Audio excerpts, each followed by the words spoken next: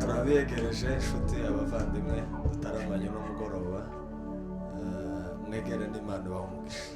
Turi abanaziri twifuje gutaramana namwe uko tuzadushobozwa, tuzadutarama umunsi ku wundi. Ndabizi neza ko hari ibyo tuzunguka muri iki gitaramo, rero turabiyegereje abari buze kudukurikira nabo turi kumwe hano mu cyumba. Abavandimwe turabakiriye, Imana ibaha umugisha.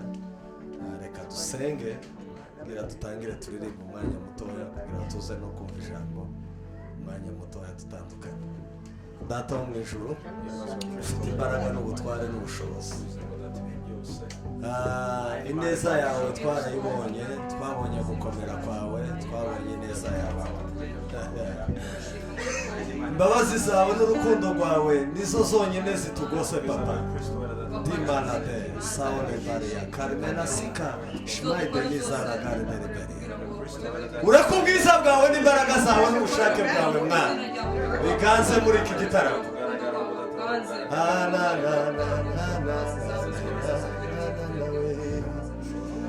Nta yindi mana twiringira, nta n'indi mana tuzokorera.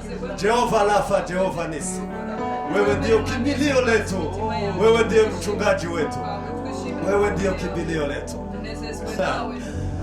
Ndakwizeye Jehova Rafa, ndakwiringiye mwami, nizeye ko ufite ubutware n'ubushobozi. Ibihe byari bikomeye ubihindure ku bantu, ibigosozi kose abantu uyimanure mu izina rya Yesu. Imitima iremererewe imanurwe n'imbaraga zawe, ubushake bwawe buganze mwami, ibyo ushaka bibe kuko biba mu ijuru, kuko imbaraga zawe ziganze none n'ibihe bidashira. Amen. Turabiyegereje muri uyu mwanya muze tujye kujyamo kuramya Imana no kuyihimbaza. Aho uri uherereye ukomeze uramya Imana mu mutima wawe, kandi ibikugoye Imana irabizi. Ntugire ubwoba, nta na kimwe Imana idashoboye. Ushobora kuba uri mu bihe bikugoye, ushobora kuba hari ibintu biguhangayikishije, ariko byereka Imana, Imana ishoboye byose. Murakoze, mureke dufatikanye muri uyu mwanya muze kuramya Imana. Yesu ndagushima ko wangize imbore, wanyeretse inzira ingeza kwa Data, wambohoje urukundo rwawe n'ubugwaneza, nibyo byatumye mbohoka rwose. Yesu ndagushima ko wangize imbore, wanyeretse inzira ingeza kwa Data, wambohoje urukundo rwawe n'ubugwaneza, nibyo byatumye mbohoka rwose. Yesu ndagushima ko wangize imbore, wanyeretse inzira ingeza kwa Data, wambohoje urukundo rwawe n'ubugwaneza, nibyo byatumye mbohoka rwose. Wambohoje urukundo rwawe n'ubugwaneza, nibyo byatumye mbohoka rwose. Wambohoje urukundo rwawe n'ubugwaneza, nibyo byatumye mbohoka rwose. Wambohoje urukundo rwawe n'ubugwaneza, nibyo byatumye mbohoka rwose. Wambohoje urukundo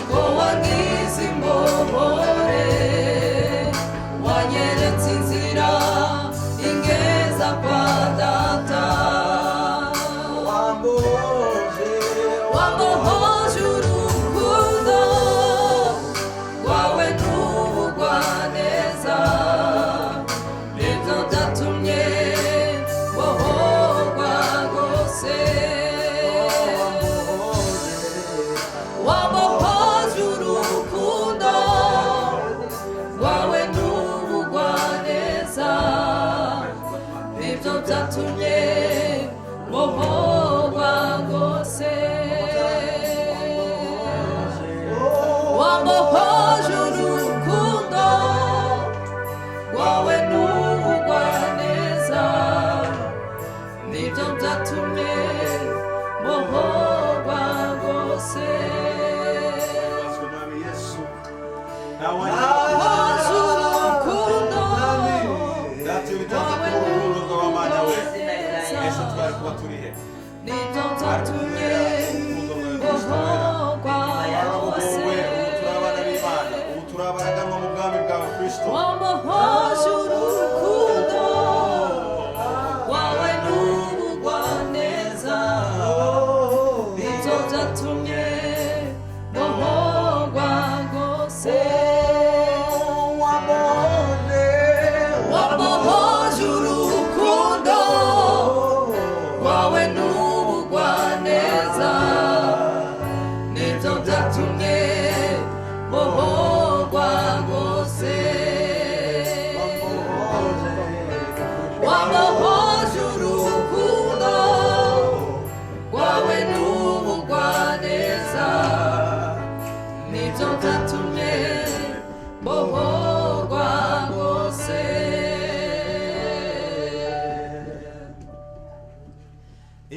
imbabazi zawe mana ni nyinshi cyane zirenze ubwenge bwacu turatsinzwe tuvuga iki mana uri imbabazi dore ukuntu wababajwe n'amafuti y'umwana w'umuntu wishiraho ibyaha bye utaracumuye imbabazi imbabazi zawe mana ni nyinshi cyane zirenze ubwenge bwacu turatsinzwe turatsinzwe tuvuga iki mana uri nyembabazi dore ukuntu wababajwe n'amafuti y'umwana w'umuntu wishiraho ibyaha bye we utaracumuye imbabazi zawe mana ni nyinshi cyane zirenze ubwenge bwacu turatsinzwe tuvuga iki mana uri nyembabazi dore ukuntu wababajwe n'amafuti y'umwana w'umuntu wishiraho ibyaha bye we utaracumuye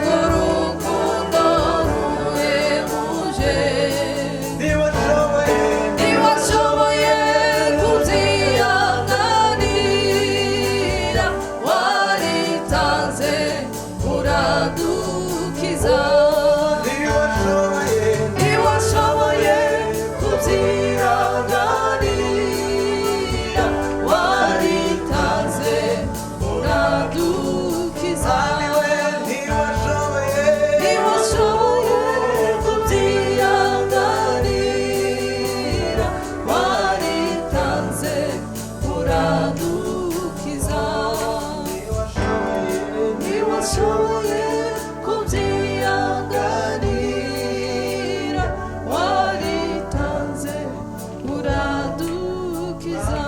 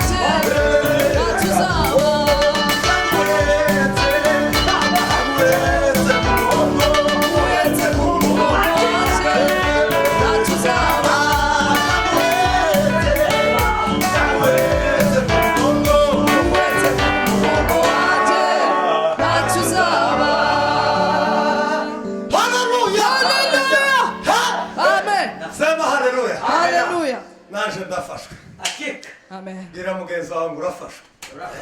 Ugomba gufatwa mu izina rya Yesu. Twumvishe Imana. Ariko wumvishe umuririmbyi wavuze ngo ibihe byangezeho. Hari ibihe bizabigera ku muntu agashoberwa akagira ngo ari mu isi yiwe wenyine. Bwana sifiwe sana. Haleluya. Aravuga ngo ibihe byangezeho bintera kwiheba ngo kumva cyitse intege nkareba inyuma n'imbere nkabona umwijima. Bwana sifiwe sana. Haleluya. Ariko ngo muri uwo mwijima muri ako kaga yumva ijwi rimubwira ry'Imana riti sifiwe Mwenyezi Mungu.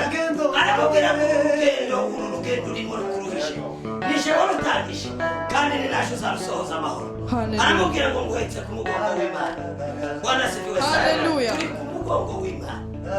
turi ku mugongo w'Imana. Ni ukuvuga ngo Imana iratujije niyo turi mu kubona ibintu biduciye intege byinshi. Bwana asifiwe sana. Amen. Numvise ko mfatwa. naje nafashe. Bwana asifiwe sana. Niyo turi mu kubona ibintu biduciye intege byinshi.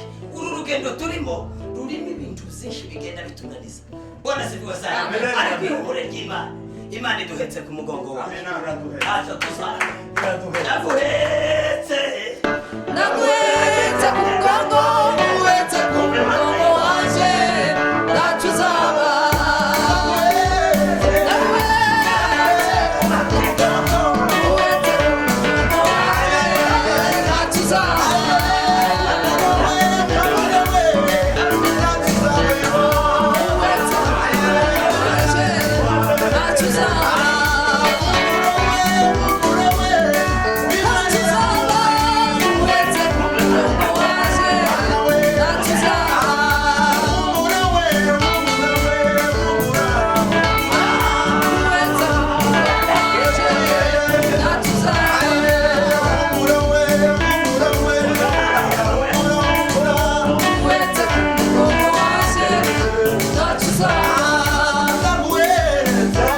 Naguhetse ku mugongo, uhetse ku mugongo wanje,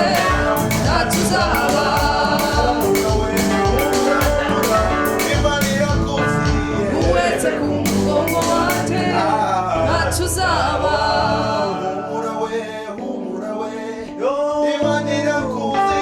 Uhetse ku mugongo wanje, ntacyo uzaba. Amen. Kadusire imbere Imana ya Israel. Muhumure ntacyo muzaba. Twabonye aho Imana yadukuye. Banzureke papa. Banzureke umukunga. Kuko turaza gusambura ama operation menshi. Sema haleluya. Wariyo migisha nona.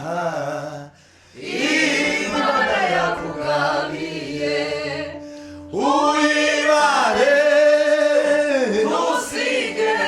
Baba Baba Erekana ibyinshi yo gutangaza. Uibare Oh Usige n'umwe. Mana Mana Erekana ibyinshi yo gutangaza. Uibare Usige n'umwe. Erekana ibyinshi yo gutangaza. Uibare Atawe Usige n'umwe. Waribonye ma Erekana ibyinshi yo gutangaza. Uibare Usige n'umwe. Erekana ibyinshi yo gutangaza. Hallelujah! Amen. Hajya kandi gatero kaza kavuga gute? arabakurusha amajambere ariko aya Yesu ntiyahebuje. Uibare Usige n'umwe. Erekana ibyinshi yo gutangaza. Hashimwe Imana yatugiriye neza. Amen. Kadusirimbe natwumvise ndi gahunda. Vuga ngo amena. Amen. Turakuramo ibirato tugurukira Imana mu izina rya Yesu. Amen.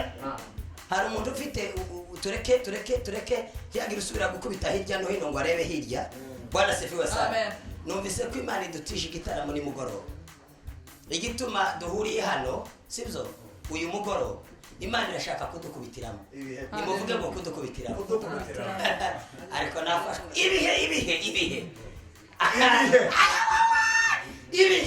niba hari ikintu kigira imbaraga kigira ububasha ku muntu ni ibihe. Bwana asifiwe sana. Ni mundebe hano bavandimwe, ikintu kigira ububasha, ibihe bigira ububasha ku muntu. Biza bigukaraga ukisanga utaruri. Bwana sifiwe sana. Amen. Ibihe byangezeho Bigera kwiheba areba imbere yanjye ntabwo umwijima niko kugira ubwoba ndataka cyane nkamirwa babwiye ko utazasigaye Yesu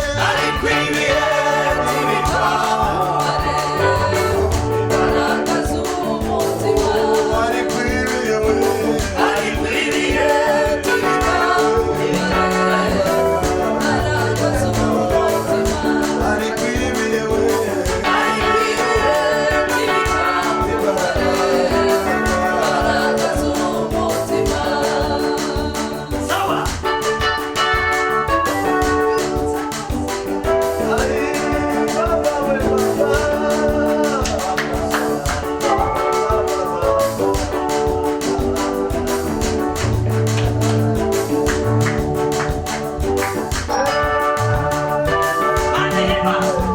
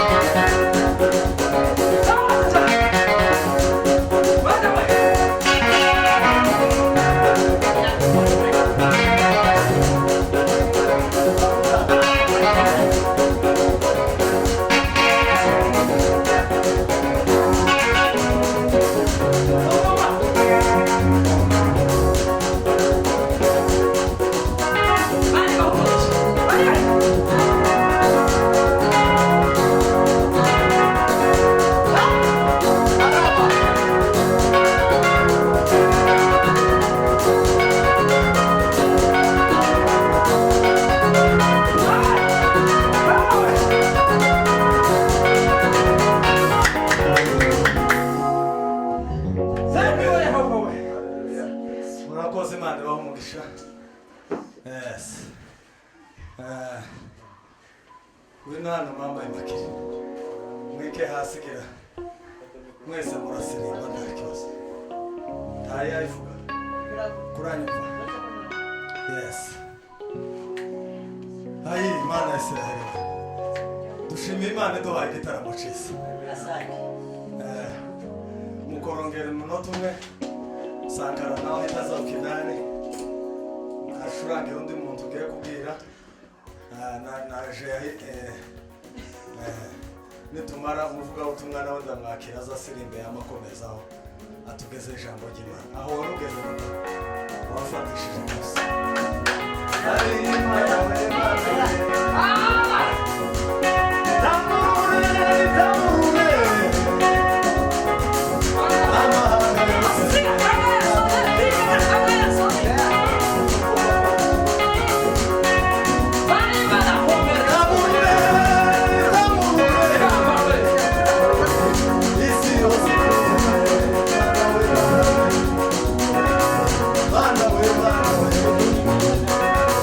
Bana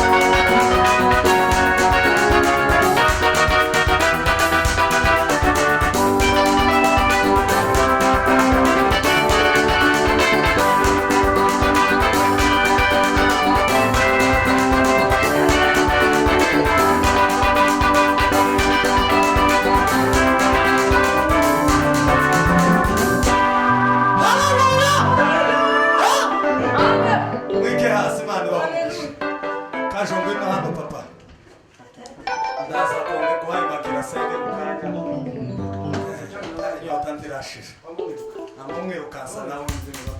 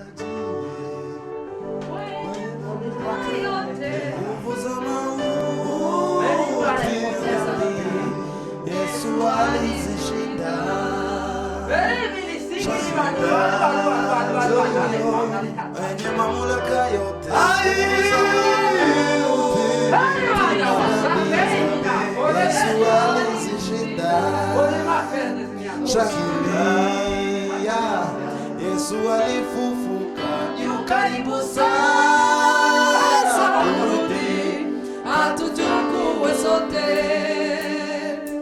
Mshindaji mwenye mamlaka yote, nguvu za mauti na dhambi, Yesu alizishinda. Shangilia, Yesu alifufuka yu karibu sana kurudi atuchukue sote. Mshindaji mwenye mamlaka yote, Yesu alizishinda. Shangilia, Yesu alifufuka yu karibu sana kurudi atuchukue sote. Shangilia, Yesu alifufuka yu karibu sana kurudi atuchukue sote. Karibu twumve ijambo ry'Imana. Murakoze, Imana ibahe umugisha. Dukomeje kubiyegereza aho mwicaye hose, Imana ibahe umugisha. katwumva imana no mu ijambo ryayo. Imana ishimwe ku gitaramo cyiza duhaye, katwumva ijambo ry'Imana. Murakoze cyane. Reka tuganire ijambo ry'Imana ndakoresha iminota mikeya abantu bihangane. Siko kwiza iyo umuntu basize undi mu gitaramo kurya hari network zimwe zitaza zigenda neza. Bwana sifiwe. Ariko reka dufatikanye twese tuganire iminota itarenze 10 ijambo ry'Imana Imana yadushize ku mitima. Abafite Bibiliya niba batazifite barebe mu matelefone bandebere Marko 2 n'umurongo wa 4 niho tuza gusoma. Marko ibice 2 umurongo wa 4 turaza kuvuga iminota mike, ariko icyo Imana yadushize ku mitima kiraza kugira umumaro mu mitima y'abantu, kuko ijambo ry'Imana tiriza rigira umwanya mutoya kandi ntirigira munini. Icyo Imana yateguye ku buzima bw'umuntu mu minota 5 Imana izigikora. Bwana sifiwe sana. Reka dusome rero Marko ibice 2 umurongo wa 4 hanyuma tuze kuganira. Imana ibaho umugisha. Reka umusomyi wacu. Marko ibice 2 umurongo wa 4 aravuga ngo ariko babuze uko bakimwegereza, kuko Bibiliya iravuze ngo ariko babuze uko bakimwegereza. Kubera iki? Kuko abantu bahuzuye. Kubera impamvu z'abantu bari buzuye aho hantu. Basambura hejuru y'inzu. Bigira inama yo gusambura hejuru y'inzu. Aharinganiye naho ari. Ariko ngo aharinganiye naho Yesu ari. Bamaze kuhapfumura cyangwa gusambura cyangwa gutobora bitewe n'ururimi, bamanuriramo ingobyi ihetswemo. Bafata ya ngobyi cyangwa igipoyo mu kinyamurenge ihetswemo ico kirema. Ihetsemo ico kirema cyari kiremaye cyangwa ico kimuga. Yesu abonye kwizera kwabo, ngo Yesu atangazwa no kwizera kwabo bantu, abwira ikirema ati mwana wanje ibyaha byawe birababariwe uyu mugoroba. Nimwakire ijambo ry'Imana. Bwana sifiwe sana. Nashatse ko tuganira mu minota mike ijambo rivuga ngo kuringanira naho Yesu ari cyangwa kuba bugufi yaho Yesu ari. Turi kumwe? Kuba bugufi naho Yesu ari, kugira Yesu inshuti yawe, kuba bugufi na Yesu aho uri hose, ukaba ufite network na Yesu, Yesu akaba ari bugufi bwawe. Aya magambo dusomye ni amagambo ya Yesu bwiwe. Bibiliya iravuga ngo hashize iminsi. Ntabwo Bibiliya izivuga ngo iminsi runaka. Bibiliya izivuga ngo hashize iminsi. Nimuvuge ngo hashize iminsi. Hashize ngo iminsi Yesu ngo aratekereza aribuka. Aravuga ngo reka nongere nsubire i Kaperinawumu. Asifiwe Mwenyezi Mungu. Kuko iyo umuntu avuze ngo asubira gutekereza gusubirayo, bishatse kumininga cyangwa kuvuga ko yari yarongeye hari ikindi gihe yari ariyo. Akora ibitangaza, asengera abantu barakira, indwara zirakira, abantu babohoka imigozi yari baboje. Noneho bukeye ngo Yesu yongera gutekereza gusubirayo kubera ibihe byiza yari yagereye i Kaperinawumu. Bibiliya ivuga ngo abantu ngo Yesu araza ngo agenda mu nzu y'umuntu ngo yicaramo, atangira ngo kuvuga ijambo ry'Imana. Ariko ngo abantu ngo bamenya amakuru ngo kuko Yesu yongeye kugaruka, ngo bagenda bongorerana, bagenda babwirana amakuru. Baravuga ngo wa mugabo yongeye kandi kugaruka, baravuga ngo Yesu kandi ari hano yagarutse. Abantu ngo bagenda babwirana amakuru ngo mu kanya gatoya, nimuvuge ngo mu kanya gato, ngo mu kanya gatoya inzu ngo Yesu yararimo iruzura, ngo ndetse irasaguka, ngo bituma bagenda no hanze y'umuryango. Bwana sifiwe sana. Abantu ngo baruzura, abantu ngo buzura yanzu barasaguka bagenda no hanze. Yesu ngo atangira kubwiriza abantu. Nta yindi misiyo yari yatumye Yesu aje i Kaperinawumu. Bwana sifiwe sana. Ntabwo yari yagiye kuramutsa inshuti ziwe, ahubwo yari yagiye gukora umurimo data yamutumye. Bwana sifiwe sana. Abantu ngo bamenya amakuru.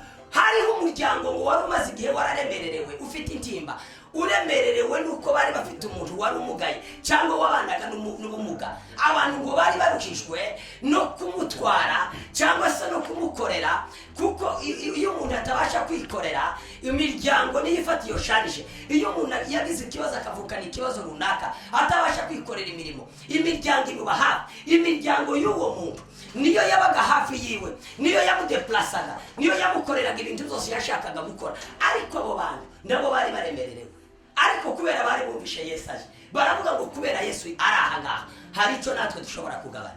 Uyu mugoroba wowe udukurikirana ku murongo cyangwa turi kumwe muri iki cyumba, uyu mugoroba hari ikintu ushobora kugabana imbere y'Imana. Bwana sifiwe sana. Amen. Hari ikintu ushobora kugabana uyu mugoroba, hari icyo ushobora gutahana. Abantu bari bagize iminsi baremererewe n'ikirema cyangwa baremererewe n'umuntu bari bafite umugaye, nibo bamukoreraga byose. Reka nkubwire ngo hari ibintu ushobora kububana nabyo ugiranye iminsi bikuremerereye. Nimuvugire ngo amen. Bwana sifiwe sana.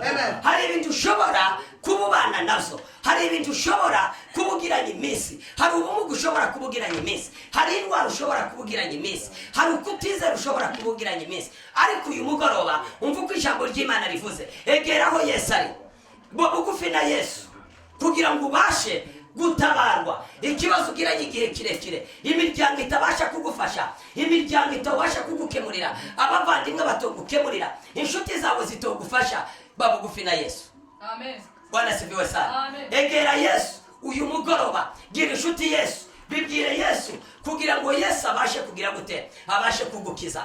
Bantu bari bahetse cya kimuga ngo bageze iruhande rw'inzu, basanga inzu yuzuye, basanga ntaho bashobora kumenera, ariko baravuga ngo niyo bimeze gutyo ntabwo ducitse intege. Reka nkubwire, niyo ugiranye igihe kirekire ikibazo, ariko haijalishi mapito, haijalishi historia, haijalishi mapito yako, ntabwo Yesu areba ibisekuruza by'imiryango. Yesu icyo yitayeho, yitaye ku mutima wawe. Abo bantu ntabwo bigeze bacika intege, ariko baravuze ngo uko bimeze kose nubwo bigoye, ariko uyu mugoroba turageraho Yesu ari. Uyu mugoroba turaruhuka, uyu mugoroba iki kirema, uyu murwayi wacu ntabwo asubira gutahana iyi ndwara, kubera Yesu yatashe i Kaperinaumu, kubera Yesu ari mu mutima wawe. Yesu nataha mu rugo rwawe, ikibazo ugiranye iminsi, ikibazo ugiranye iminsi, ikibazo utabwiye inshuti, ikibazo utabwiye abavandimwe, ikibazo wananiwe kubwira abavandimwe, ikibazo wananiwe kubwira imiryango, ahari uzi utekereza ukavuga ngo nahera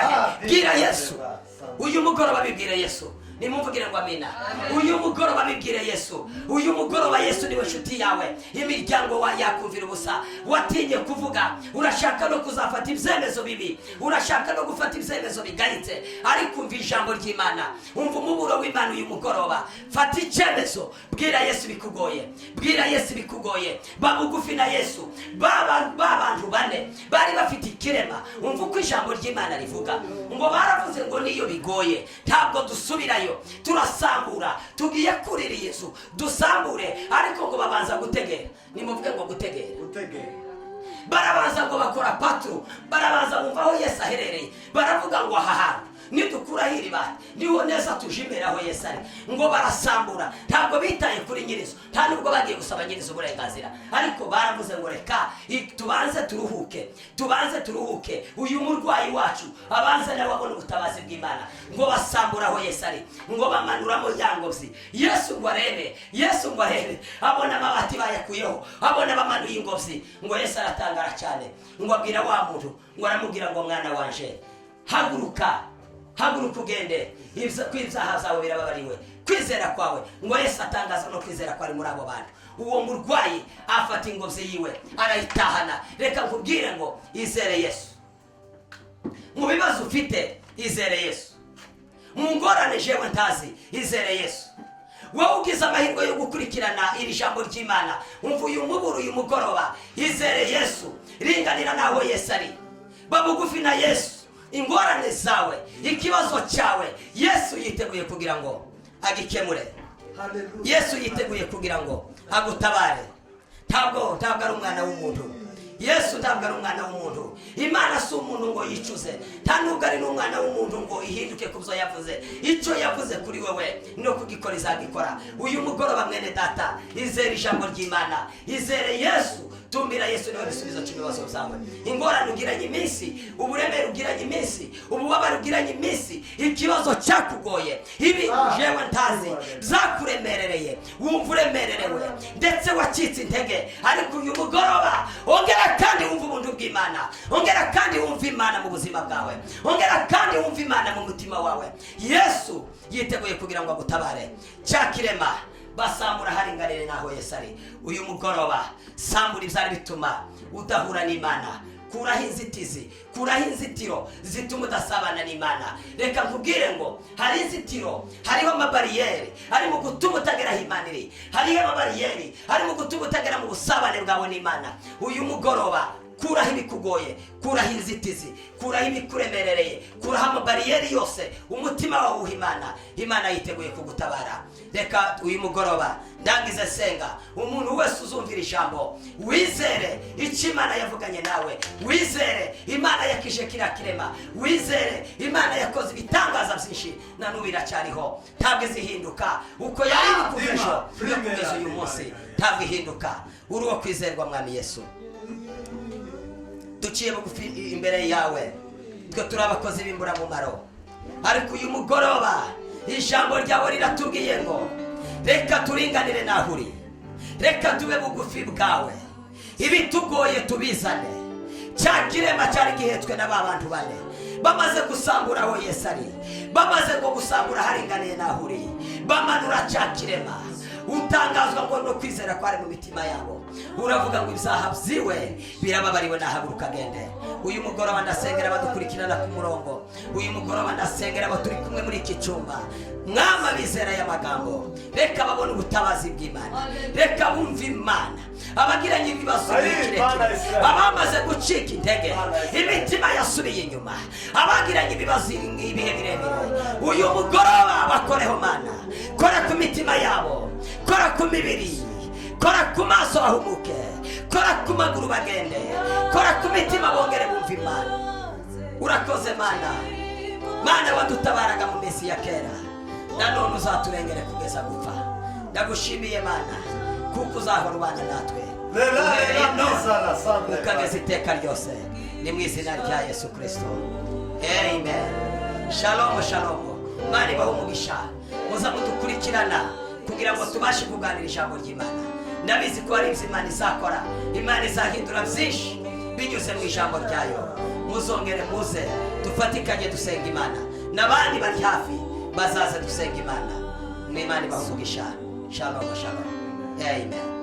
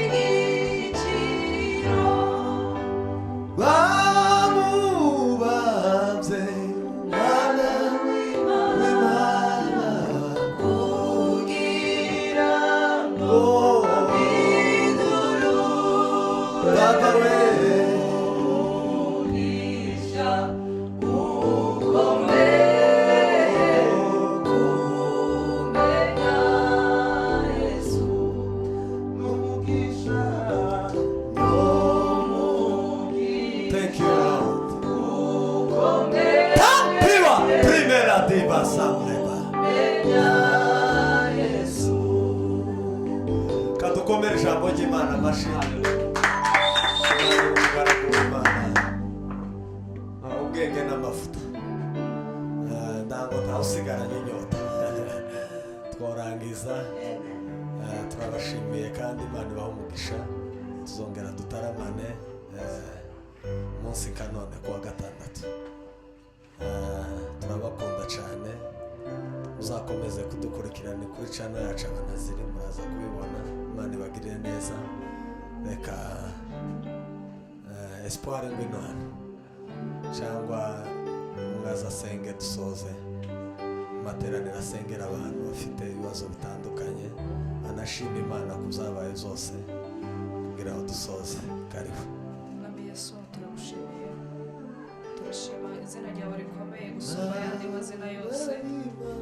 Muririmbyi yaririmbye aravuga ngo nivuga ku izina y'Imana uzanyumve, nivuga no ku ijwi rirenga nabwo uzanyumve.